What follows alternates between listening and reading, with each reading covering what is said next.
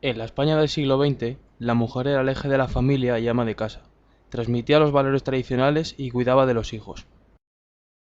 A pesar de la existencia de una educación primaria obligatoria desde el siglo XIX, el absentismo escolar femenino era alto y la inversión en la educación de las mujeres en la familia bajo, pues en vistas al futuro, invertir en la del varón era más rentable.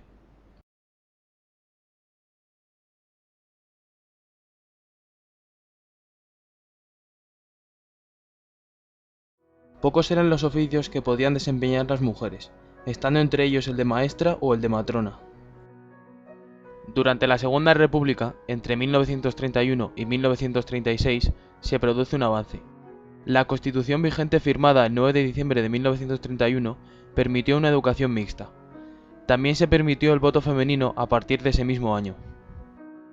El feminismo español del momento no aspiraba tanto a derechos políticos como a individuales, es decir, igualdad social.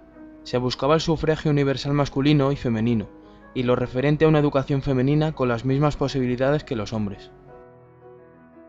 En 1934 se crea la sección femenina de las JONS, organismo destinado a la asistencia de los presos políticos y de las familias de los caídos en luchas callejeras.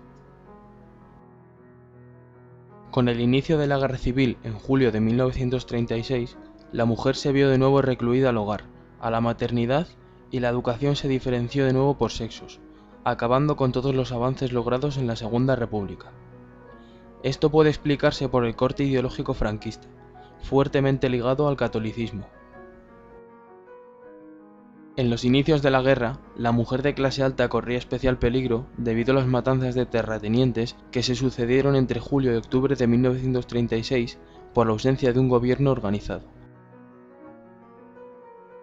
A lo largo del conflicto se formaron asociaciones defensoras de la mujer, sobre todo comunistas y anarquistas no autónomas y con presencia sindical. Entre ellas destaca Mujeres Libres, formada en 1936, que buscaba la emancipación femenina a través de la cultura, o la Agrupación de Mujeres Antifascistas, otra asociación de lucha política. En el bando republicano, algunas mujeres combatieron como milicianas, respondiendo a las necesidades de personal de la República. Aunque la participación militar de estas mujeres se redujo tan solo a unos pocos meses, durante ese tiempo fueron ampliamente exaltadas por los medios como heroínas de la patria. A partir de octubre de 1936, la situación empezó a cambiar. Bajo la orden de Largo Caballero, ministro de Guerra, fueron recluidas a la retaguardia para el tratamiento de los heridos u otras labores no bélicas, un hecho que se intensificó con la creación del Ejército Popular en 1937. Solo unas pocas participaron militarmente hasta parte de ese mismo año. Inicialmente se explicó dicha medida apoyándose en la idea de que estaban mejor cualificadas para dichos oficios que para el combate. Lo peor es que además fueron tachadas de prostitutas que, en lugar de luchar, infectaban de enfermedades venéreas a los soldados varones. Aunque es cierto que sí hubo algunas milicianas que anteriormente fueron prostitutas, no por ello se debe desprestigiar a las muchas combatientes que tuvieron un papel importante en el desarrollo de la guerra. En el bando nacional, las mujeres solo podían trascender del hogar a través de la llamada de Dios, como se había hecho desde la Edad Media, o a través de la llamada de la patria, formando parte de la sección femenina de las JONS, cuyo papel durante la guerra había crecido hasta la confección de vestimentas o la asistencia de población en zonas recién conquistadas. En esto, cabe destacar la figura de Pilar Primo de Rivera como máxima dirigente, que no es otra que la hermana de José Antonio Primo de Rivera, fundador de Falange. En 1937 se les otorgó el control sobre el servicio social de la mujer, equivalente al servicio militar de los varones, pero destinado a las funciones e ideales de la mujer franquista. Toda mujer de entre 17 y 35 años estaba obligada a ejercer dicho servicio durante un periodo no inferior a 6 meses. El castillo de la Mota de Medina del Campo, en Valladolid, se convirtió tras la Guerra Civil en sede central de la sección femenina. Terminada la guerra, la enseñanza mantuvo la distinción por sexos, siendo chocante el hecho de que las mujeres practicaran educación física en vista de futuras maternidades. Para lograr que la enseñanza fuera completamente afín al régimen, se realizó una purga de maestros y maestras, además de campañas de formación del espíritu nacional. Para lograr que la enseñanza fuera completamente afín al régimen, se realizó una purga de maestros y maestras, además de campañas de formación del espíritu nacional. El régimen franquista no se impuso sobre todo el país. Varias comunidades de maquis y gudaris se instalaron en las montañas, sobre todo de Toledo, Extremadura y Asturias, resistiendo ante el franquismo hasta el año 1952. La situación económica estuvo marcada por varios periodos. Un primer periodo fue desde 1939 hasta 1951, y estuvo marcado por los fallidos intentos de autarquía y el racionamiento, que provocaron hambruna.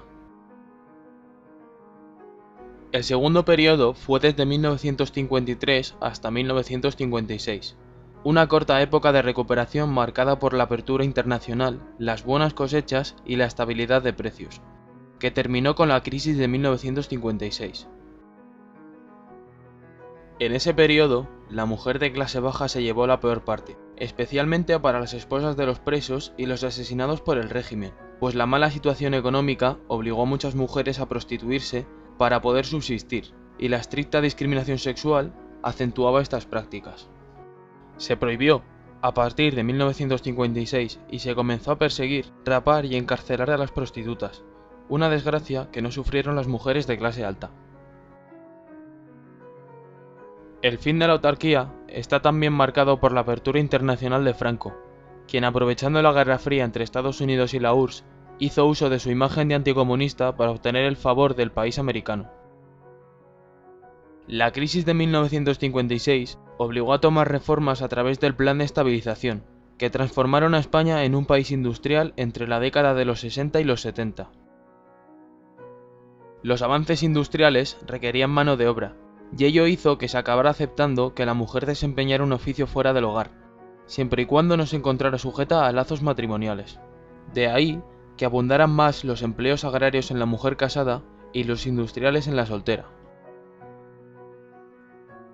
Entre 1950 y 1965, el porcentaje de población activa representado por mujeres pasó del 15,8 al 25,8%. Sin embargo, no por ello concluyó la lucha contra la dictadura desde dentro de la misma, como es el caso de los movimientos guerrilleros.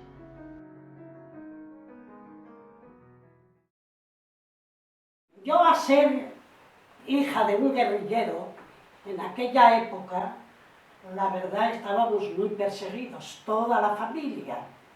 Cuando tenía 12 años fue cuando llegué a conocer a mi padre. Vigilar cuando hacían reuniones, llevarles la comida cuando tenían estas reuniones en el monte, yo os llevaba la comida y claro, por todos esos motivos, pues claro, nos llevaban después, estábamos muy perseguidos y nos llevaban al Carmen de Lara, que había el cuartelillo. A esta lucha por la mejora también se sumó la mujer. Y mientras él estaba preso en Oviedo y los demás, las mujeres, ya estábamos organizadas en la clandestinidad. Pues ahí estuvimos organizándonos como podíamos en la clandestinidad, cuando en esta casa, cuando en casa de una y cuando en casa de otra. Y no podíamos reunirnos más de 7, porque corríamos peligro, porque cada poco te estaban picando la puerta. Decidimos a salir a pedir por los comercios. ¿Por qué hacíamos eso? Uno, porque lo necesitábamos, y otro, para ellos saber que los que estaban presos y los que estaban en huelga no eran delincuentes, eran gente que estaban luchando por las mejoras condiciones y el trabajo. No teníamos que dejar a los hombres solos, porque la lucha de ellos era la lucha nuestra, como hoy. En el año 1970 se consiguió finalmente la aparición de colegios mixtos y se dejó de hacer distinción entre el currículum de un hombre y el de una mujer. A nivel cultural, la apertura del régimen iniciada en la década de los 50 supuso también la apertura turística, y con ella la llegada de las modas y tendencias extranjeras. La minifalda, aparecida en 1964, tardó poco en llegar a España, y un tiempo después, el bikini.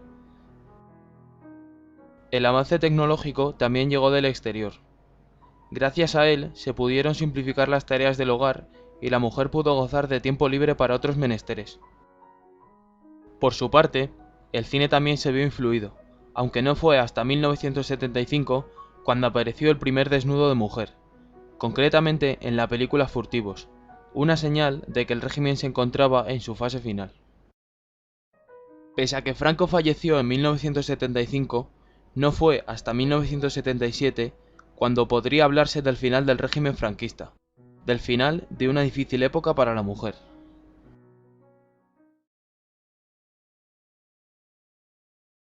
Hoy en día, persisten las diferencias entre hombres y mujeres, sueldos más bajos, oportunidades laborales, pero viendo esto podemos estar seguros de que va mejor. Roma no se construyó en un día, la igualdad entre hombres y mujeres tampoco.